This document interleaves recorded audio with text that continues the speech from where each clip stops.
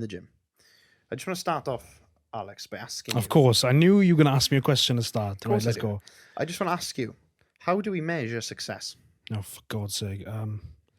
Well, firstly, that's the whole point of this episode, is to try and figure it out. And when we think of the path to success, I'm going to break it down just quickly. You know, it's sort of trying to learn what the optimal path is. It's not saying this isn't us lecturing and saying I think this is the optimal path to success. Questioning. Because if if we're being honest, and all the viewers at home as well, I'm sure you can say pretty confidently that we haven't really reached success yet. No. But nevertheless, we're still trying to find what the optimal path is. What is the best way to success? Not necessarily the quickest, but also one of the quickest ways to get there. But I suppose first you got to understand what success is. I don't really know. Good start. I don't think you need to know. I know it sounds like really terrible to say that. I don't think you need to know. I just think it needs to be. I think what you need to understand is what the path to success is. What does the journey look like? Because I don't think you should ever really know in tangible terms what success is. Because that means that there is an end point. And if there is an end point, then there is no satisfaction in that. You hear people say that the whole gratification of everything is in the journey there. Yeah. There is no satisfaction in achieving everything and then stopping. We are goal-driven humans. We get our satisfaction from goal-driven behaviors and motivators. So there's no point trying to define actually what success is, because I don't think we need to know that. I just think we need to know, well, I suppose we do, and you could say, oh, it's happiness, it's this, it's that. But what I think is more important is, what should the journey look like? Because essentially, the end goal is the eulogy your friends say about you after you're dead. You've taken inspo from what I've said in the car on the way back from the gym now. I don't usually listen to you on the way back from the car, but I have heard you say this before. You said this before. See, the question you want to ask yourself, I think a good way to measure success, if you can measure it, I think the good way to ask yourself is, if I die tomorrow, what will people say about me? If I die today, what would people say about me? That's a good measure of success. What would you say about me, first of all? Besides the fact that I love using your toilet. Oh, it's hard to say what I would say about you in total. I've just already broken it down into positives and negatives. Let me just go to the negatives, because that's what you're really interested in. Well, let's say the positives, because that's what success is really. It's positive stuff. It would be, I'm going to say discipline, but I'm not sure that it is necessarily discipline. I think if you were me and you were doing the things you were doing, that would be disciplined, because you purge yourself of doing all the things that I crave, like drinking and smoking. I don't know why, but I just do crave those things. So I think discipline, I'm going to say that. Consistency. Yeah. Ambition, actually, that's a big thing. You never settled on an end point. You're always looking for more, always. Sometimes too quickly, but that's not necessarily a bad thing. Negatives, I would say, is time management. Your time management is terrible. I think I'd agree with you. My mum would agree with you there. Yeah, I agree. You were always late.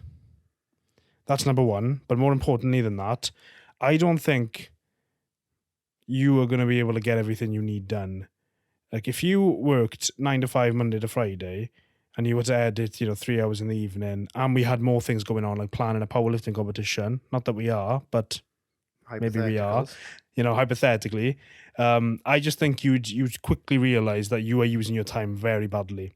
Like right now, if you said I can give you an extra 20 minutes a day, that is golden. That's how rigid my time schedule is now. It's nearly 8 o'clock now, and since 6 o'clock this morning, I haven't stopped. Yeah, same, to be fair. And I know that, but at the same time, and this is what I was telling you about training at PB. Yeah, it's a great gym, but I think you spend a lot of time, traveling to and from the gym. And I think that time is not,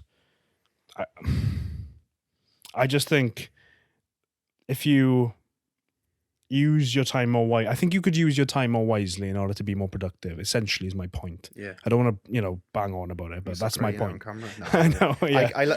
I think if you're not able to handle criticism about yourself, you're not going to be successful.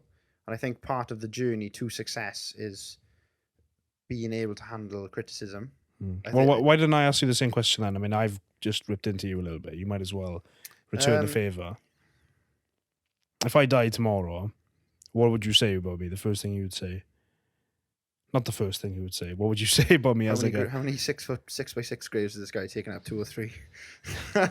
Bro. No, I don't know, Al. I think you're a very goal-driven person, but I just think you let things get in your way easily. And I think you conform to it a bit too easily. You're the king of instant gratification sometimes. So willpower then. I think I think the thing is, the beautiful dynamic between ourselves is that you lack what I have in strength, and vice versa. And I think that's why we make a good team, because we make up for each other's. Yeah, you look at me like, what the hell is your problem? When I say, I really, really fancy a pint, you're like, oh, what the hell is your problem? Have you literally learned nothing from what we've been through? Funny fact, last week we planned to go to the gym on Sunday to record a thick back session. Sunday is in yesterday. Sunday is in a day ago, yes, the 16th of October. And I texted Alex about this on Thursday, and he said to me, "Oh, I've planned to go to the Colliers." You should have seen my WhatsApp message to Alex.